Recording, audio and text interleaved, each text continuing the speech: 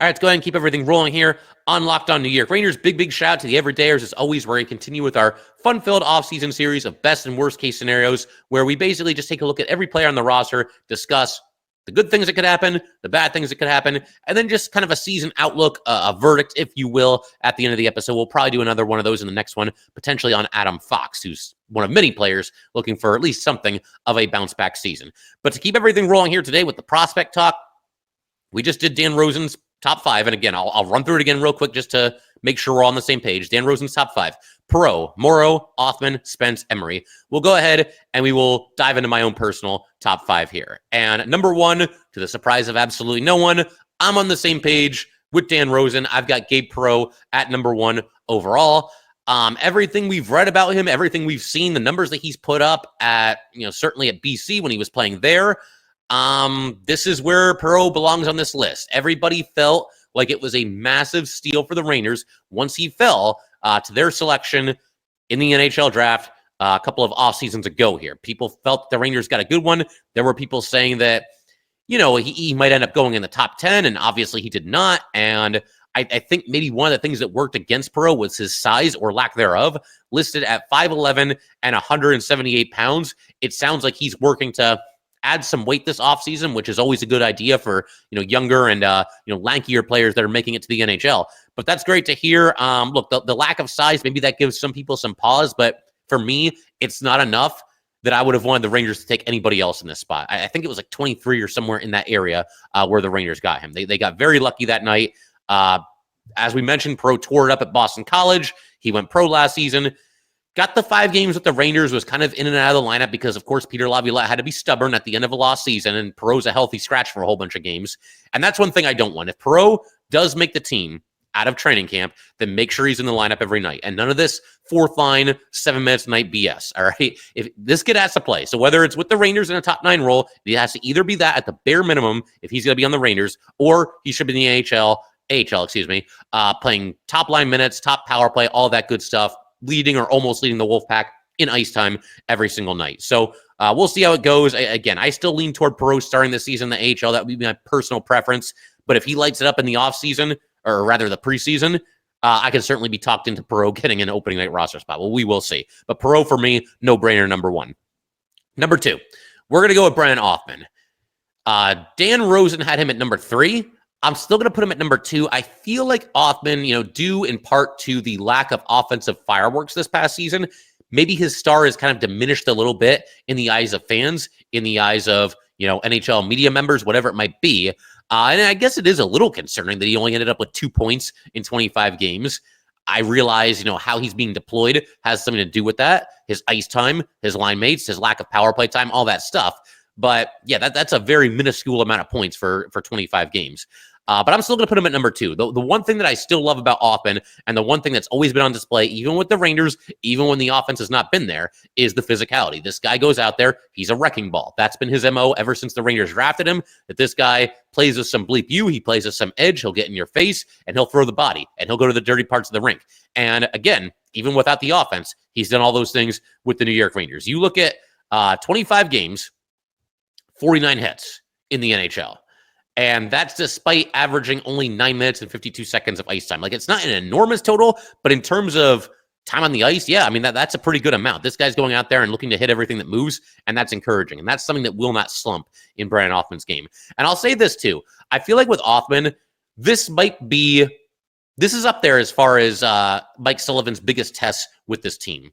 As far as the biggest things on his to-do list is getting Brennan Othmann ready to go and ready to play NHL hockey. I think the first thing that Sullivan has to do is bring this locker room back together, make sure everybody's pulling in the right direction, and making sure that guys go out there and give a bleep night in and night out, because there are times this season where it very much looked like they did not. So that's number 1. But I think another thing that's really high on the list is getting the most out of young players, but specifically Othmann, because with Gabe Perreault, the talent is just so obvious and so apparent to anybody that watches him. Even in those 5 games with the Rangers last season, there weren't any points, but the skating, the vision, the passing, sneaky good shot. I mean, it was all there for Gabe Perreault. So Perreault, I mean, you need more than just talent in the NHL. We all understand that, but he's got talent by the bucket loads, and he's going to be just fine. And even somebody you look at like Brett Berard, I think Sullivan can coach him up too, certainly. But Berard showed a lot of promise last season, despite it being a lost season for the Rangers. And there's not quite as much riding on Berard as a fifth rounder as there is with Othmann as a first rounder. Othmann cannot be another first rounder who doesn't pan out. They got to get him right. They got to get the most out of him. As we mentioned in a recent episode, I think it's time for Brennan Othmann to pretty much be a regular NHLer. I mean, I realize he's only 22, but he'll turn 23 in January, and he's a former first rounder, and this is the first guy that Chris Drury ever drafted. So you got to figure out a way to get the most out of him. I think Mike Sullivan will be good for that. Hopefully that works out. Hopefully Sullivan can, push Brennan Othmann to new heights this upcoming season. But, it's funny because when you look at the Ranger, kind of like the lay of the land right now, they're sort of in a similar situation as they were like 5 or 6 years ago, because back then we had the kid line, right? Everybody loved the kid line. And there were times where it felt like those guys certainly brought out the best out of each other. Hedl, Kakko, and Lafreniere. Obviously, Hedl and Kakko no longer with the team. But now you have kind of like this new wave. I mean, I don't want to call them the kid line again. That's been done. We'll come up with a different nickname if they all end up together. If they all ended up together, I guess Berard would have to be the center. But yeah, you've got 3 young forwards, and there's a lot riding on all of them. You've got Othmann, you've got Perreault, and you've got Berard, and you need to get the most out of all of them. I think Othmann is the one, though, where it's really critical for the Rangers this year to get him unlocked, to get Sullivan to get the most out of him. But I've still got Othmann at number 2. Number 3, I'm going to go with somebody that was not ranked on Dan Rosen's list. You guys know the everydayers. Anybody that's been watching this podcast for any amount of time, I'm very, very bullish on Brett Berard. He's been one of my favorite prospects pretty much ever since the Rangers drafted him. Again, he was not on Dan Rosen's top 5 list. I'm not sure. Rosen didn't mention in his article what the cutoff is in terms of how many games you can play in the NHL and still be considered a prospect. Berard has played 35 games. Is that too many to be considered a prospect? I don't know. Entirely possible, though, that he just left Berard off the list altogether, and that's fine. But again, I've always been a fan. Just love his game. Competitive, tenacious, despite not being the biggest guy out there. He'll go to the dirty parts of the rink. He seems to play with a certain amount of fire, a certain amount of energy that, again, the Rangers were sorely lacking this past season. An expression that I've used multiple times on here is that the Rangers need more Will Coolies. The Rangers could use an extra Brett Berard or two as well, I think. This is somebody that I feel like is on his way and has a chance to be, a late round steal. He wasn't taken until the 5th round. And like Perreault, I feel like his size probably worked against him for Brett Berard. Now, obviously with Perreault, a much higher thought of prospect than Berard. So whereas Perreault drops from, the top of the 1st round to the middle of the 1st round, Berard maybe this is somebody that could have gone in the 3rd round. He drops to the 5th round instead. I don't have an exact, place to put him as far as where he should have been taken in the draft, but it does feel like the Rangers got a good one here, and it does feel like they've got somebody that at the very least will outperform his draft status as a former 5th rounder. You got to hit on some of these late round draft picks once in a while, and the Rangers have a chance to do that. We've talked about some of the big guys that they've drafted late in different various NHL draft classes, whether it's Rempe in the 6th round, or whether it's Edstrom in the 6th round, or Dylan Robrick in the 6th round.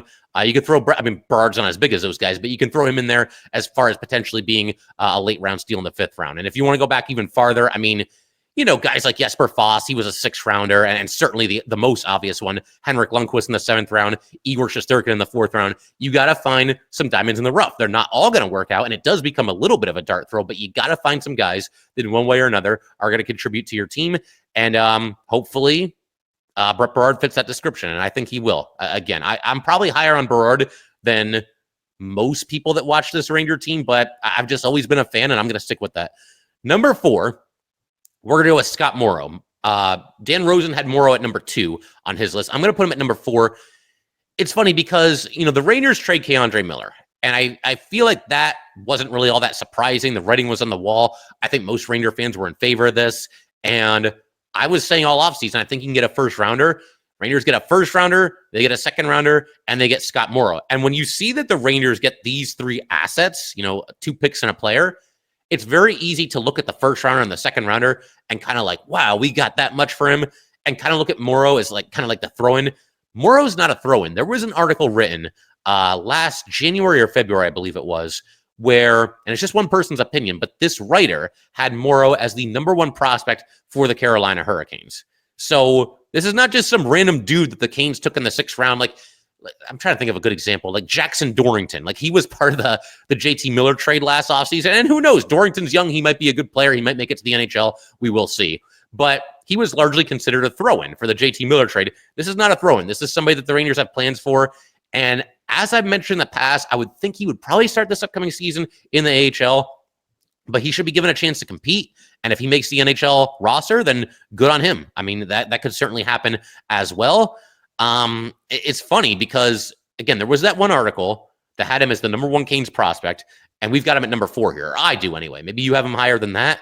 But, maybe the Ranger prospects are a little bit better than people are giving them credit for. I think that's certainly possible. And the other thing that I like here about this trade, and again, you're trading away a defenseman. It's good to get one back, and certainly at one that is as highly thought of as Scott Morrow seems to be. But the Rangers, it wasn't too long ago where we were talking about how, there's not a lot there in terms of depth on the blue line. There's not a lot there in the way of prospects. And in the last, 2 off seasons here, they've kind of rebolstered things a little bit. You draft EJ Emery in the first round last offseason. You draft 5 defensemen this offseason. And you trade for Scott Morrow. And Morrow, there's at least some upside there as well. And you also bring in Vladislav Gavrikov via free agency. So the Rangers, in a short amount of time here, have done a nice job replenishing their blue line, both in terms of guys that will probably start the season in the NHL and in terms of prospects that are on the way. And Scott Morrow is kind of in between those two groups. We'll see what ends up happening on opening night. But I would bet anything that we will see Scott Morrow on the Rangers at some point this upcoming season.